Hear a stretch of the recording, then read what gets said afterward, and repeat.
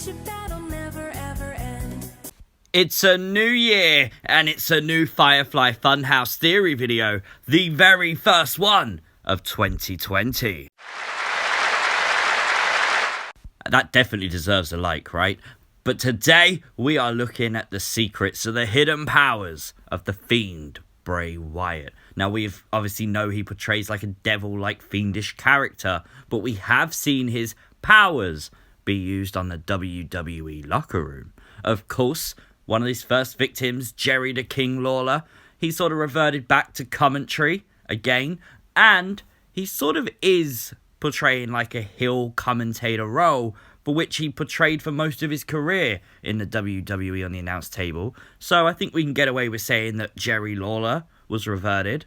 Of course, Finn Balor, since his initial match with Bray Wyatt at SummerSlam, he's gone back to NXT. Not only that, but Finn has reverted back to the Prince gimmick, which he kind of used in New Japan under the name Prince Devitt, which is kind of a nod. I like that. Of course, then you've got Seth Rollins, who's lost to The Fiend. He lost his championship, etc. The Fiend moved brands. Seth got desperate, and he's reverted back to the Architect days.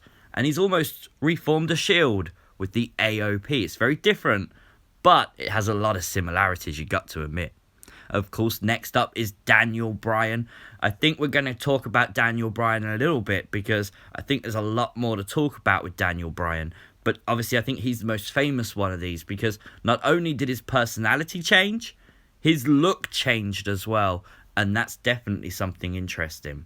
Of course, if you watched SmackDown last night, the newest name to this list is The Miz, the A-lister. Sort of reverted back to a heel-like persona.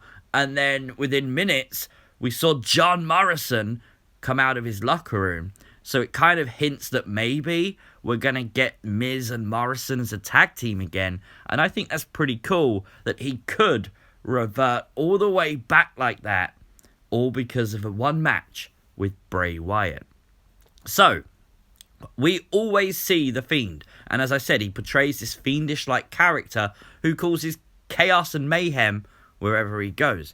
But he does leave his opponents in like an emotional state where they have to change or they have to get frustrated. And that is what is letting him in.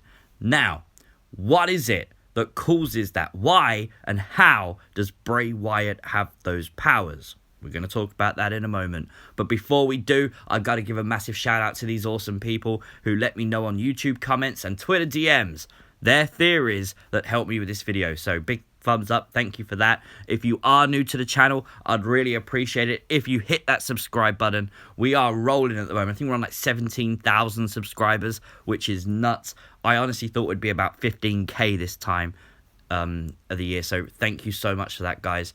If you are watching this video and you're enjoying it, like the video. Of course, share it on social media and let me know your thoughts in the comments section down below. Now, we all know that Matt Hardy battled Bray Wyatt in Ultimate Deletion, and not only that, he then went and pushed Bray Wyatt into the Laker reincarnation. Now, if you watch Matt Hardy's Free to Delete series on YouTube channel at Matt Hardy Brand, you would know that the guy on his left is named Rising. He's one of Matt Hardy's friends who stars on the show, and he basically helped Matt Hardy fill up the swimming pool to become the reservoir of reincarnation. And when he was doing so, he heard voices, and Rising, the voice said to him, "Let me in."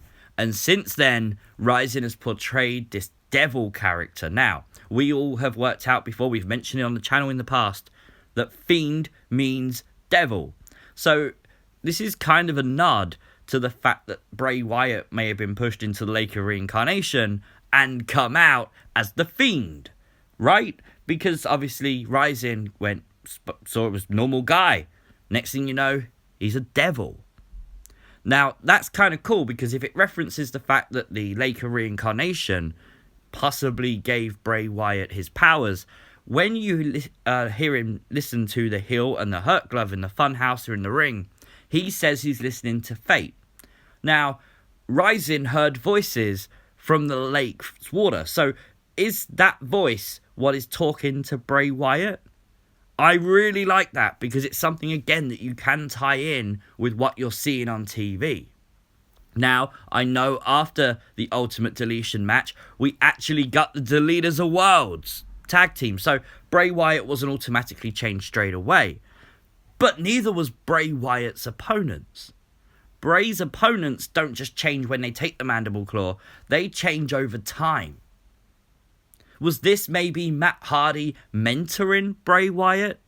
Was this maybe Matt Hardy tutoring Bray Wyatt about his new powers? Did Bray Wyatt go away and then realise that he had these voices talking to him? That he could portray this new character? That he could hurt these people in this way? All the people he's hurt so far have wronged him in the past. So it would make a lot of sense that Bray Wyatt was out for revenge, and to do that, he's basically reverting people back to when he wants to, because he can, because he's the devil. Now, I like that a lot, and I think it opens up a lot of possibilities for the future of The Fiend. Of course, a lot of people are worried WWE will always ruin The Fiend, Bray Wyatt.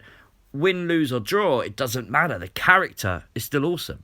And when you look at someone like Daniel Bryan, we've seen Daniel Bryan revert back to this happy yes gimmick superstar, but we know he could go further. And the rivalry's not over with The Fiend yet. Hell, they're colliding at the end of the month at Royal Rumble. So could Daniel Bryan end up reverting again? Could he go back to the heel gimmick, or even full-on American Dragon? Now, a very interesting thing, obviously, from SmackDown was obviously The Miz being changed, the heel turn, maybe a possible tag team with Morrison, but that was because of a match with Bray, not The Fiend.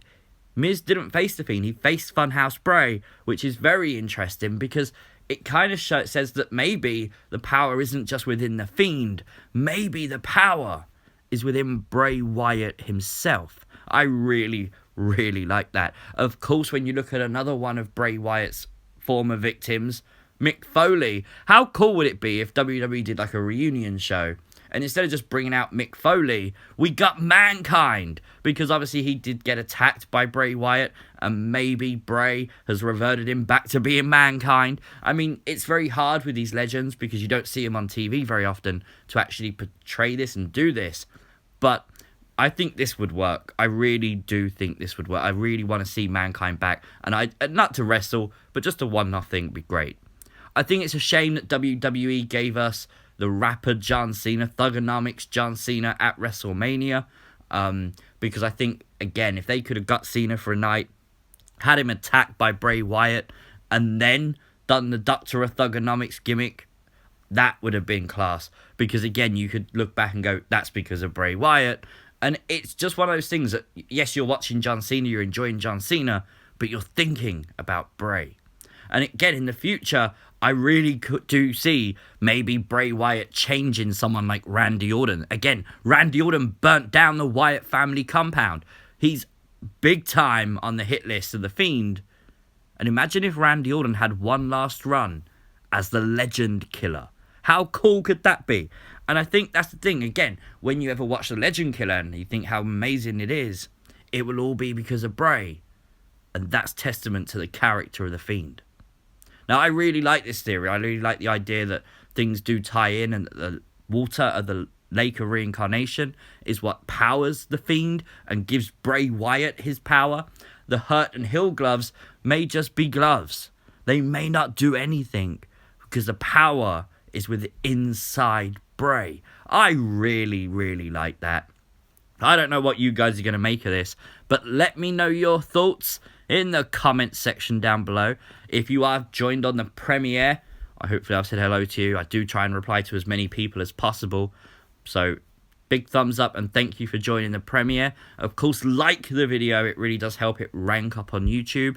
Subscribe to the channel if you are new. Follow me as well over on Twitter at CWrestlingUK. I'll follow you back. You can DM me your Funhouse theories, or you can just let me know them in the comment section down below. I will, as always, see you next time. Peace!